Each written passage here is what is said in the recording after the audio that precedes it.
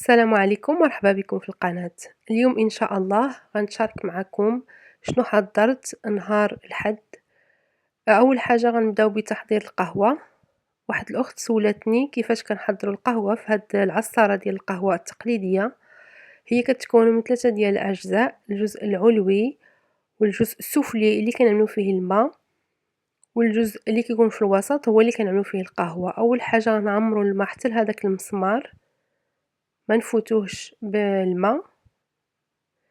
غنوضعو الجزء اللي كنوضعو فيه القهوة فوق منو، وغنزيدو القهوة اللي كتكون مطحونة ناعم، يعني ما خصهاش تكون محببة، خصها تكون ناعمة جدا، وما نعمروهاش بزاف، غير بحال هكذا تبقى مخففة، يعني ما نضغطوش عليها بزاف.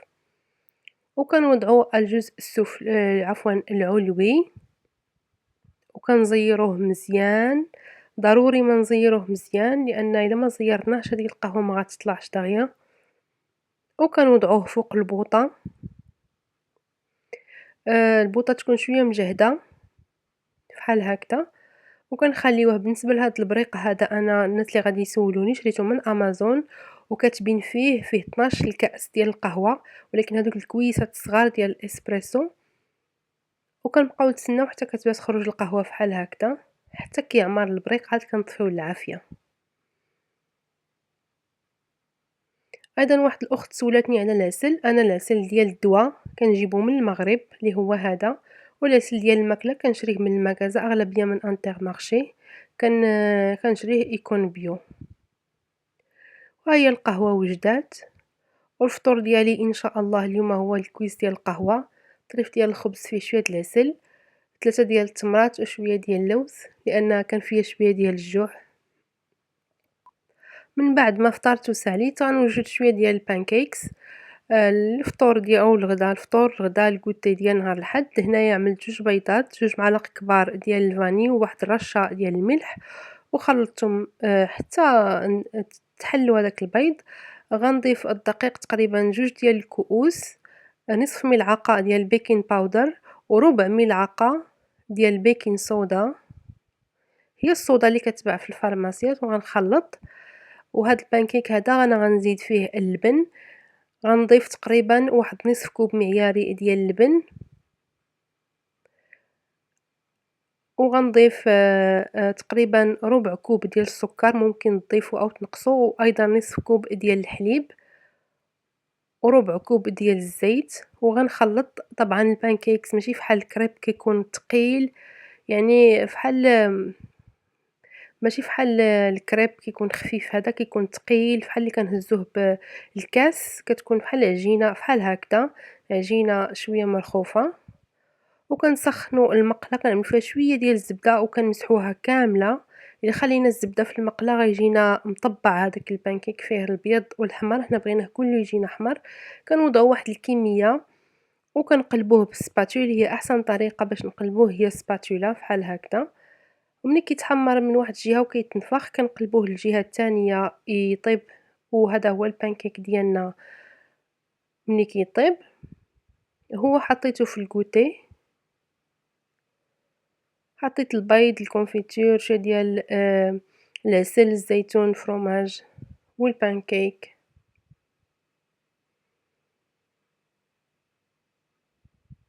هنايا غنعصر شويه ديال الليمون، كنت شريته لقيته كيتباع رخيص وشريته، ولكن للاسف ماشي حلو بزاف، ولكن معليش غنستعملو ونطحن به الفواكه، يعني بحال السموتيز وداك الشيء. ما يمكنش نشربوه هكذا لانه شويه ماشي حلو. من بعد غنوجد كيك عادي، الكيكه العاديه ديال الزيت اللي كنعملو، وغنحتفظ بها في المجمد هادو للاسبوع. ماشي طبعا نهار الحد كتشوفوني كنعمل بزاف ديال الحاجات، واللي بغيت نوجد شي حوايج نخليهم للاسبوع. هنايا وريتكم المول اللي غنستعمل. طبعا اللي ما عندوش بحال هاد المول ممكن يستعمل جوج ديال هاد ديال الكيك، او يستعمل الصغار فحال هادو، او يستعمل حتى ديال المافنز، المول ديال المافنز. بالنسبه للوصفه ديال الكيك اللي عملتها كاينه في القناه، غنخلي لكم ان شاء الله الرابط اسفل الفيديو.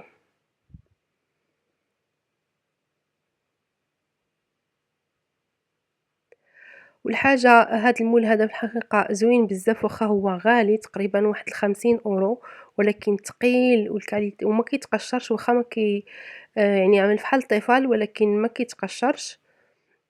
ولكن الحاجة أحسن حاجة نستعملو فيها هي هذاك الرشاش اللي ما كيلصقش، ولكن أنا كيف ما كتشوفوا استعملت الزبدة لأن ما عنديش هذاك الرشاش.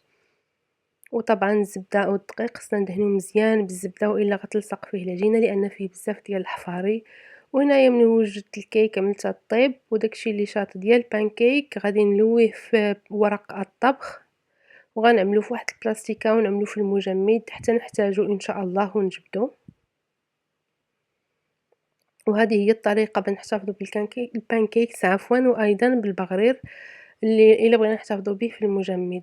هنايا كيف ما كتشوفوا من بعد ما جمعت الكوزينة وقضيت الأغراض ديالي كاملة في خارج المطبخ، بغيت نبدا هاد العملية هادي.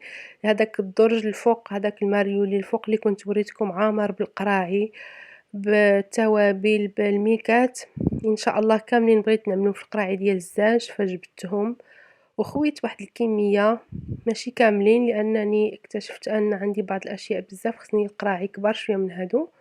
المهم هداك الشيء اللي قديت عليه عملته في هادوك القراعي ورديتهم وفعلا بان واحد الفرق، وماشي 100% كملت هاد الفكرة هذه ولكن بقى خدامة عليها.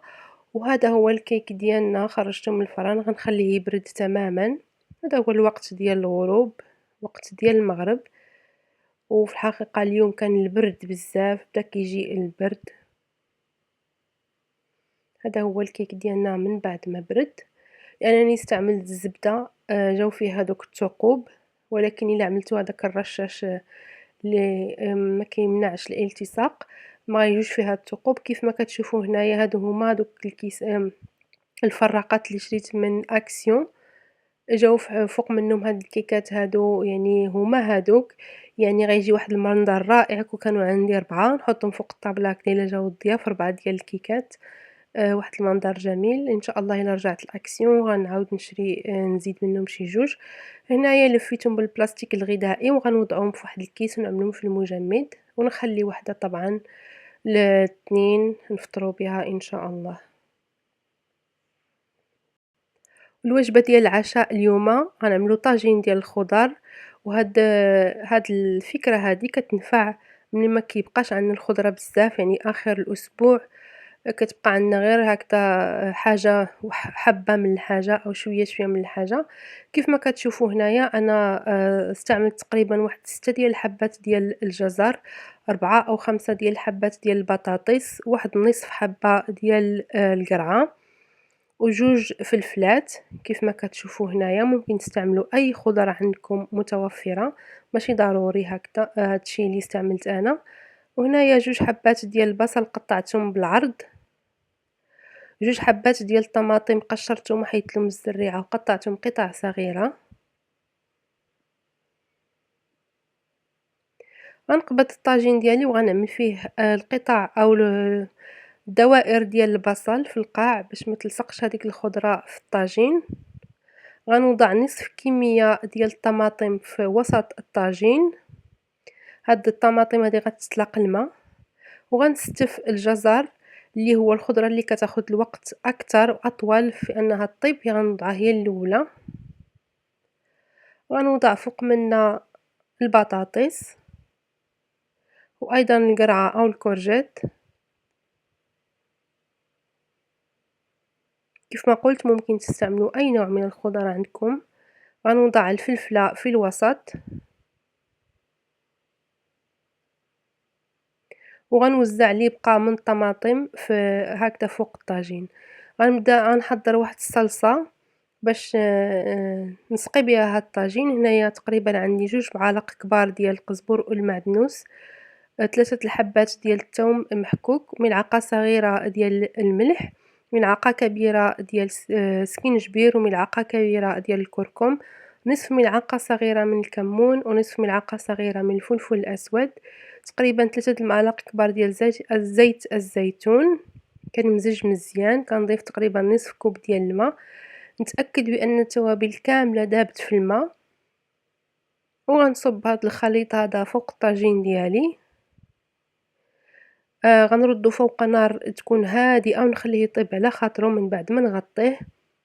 إلا شُفت الطاجين ديالي نشف ضروري ما نراقبوه، نضيف له شوية ديال الماء.